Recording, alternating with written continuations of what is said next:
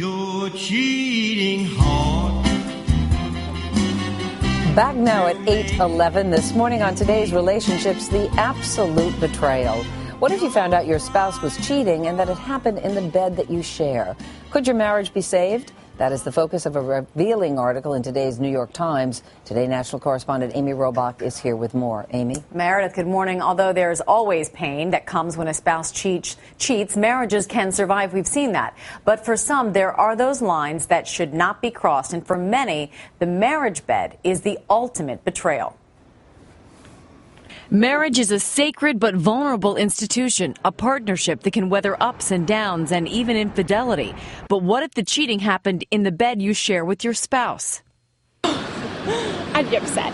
I would be extremely upset. It'd be over. I could handle it. I feel, that not only have they cheated on me, but it's been completely disrespectful. The marriage bed, which seems to be which is a very old-fashioned word, remains sacred. Joyce Wadler wrote about cheating in the marriage bed for the New York Times. Bringing another person into the bed that you share with your husband or wife is the ultimate betrayal for most people.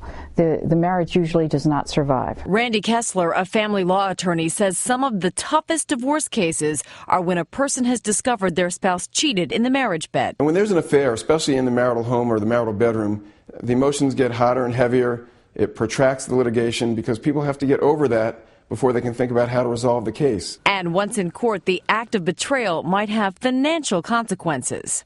If a judge hears that somebody was having an affair, especially in the marital bed, that may make them not like the person. And when they decide the financial issues, they may not be as generous towards one spouse as they might otherwise have been.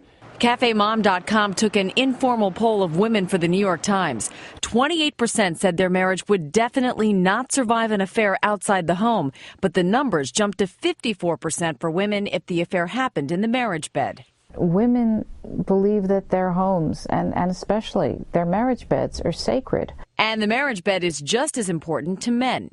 I had a client who came home one night and found his wife in bed naked.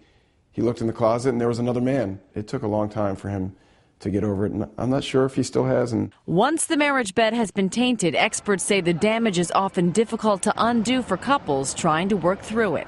If you're cheating within the marital bed, that's a place you're returning to every night. What happens to your memories? It's something that you almost can't escape.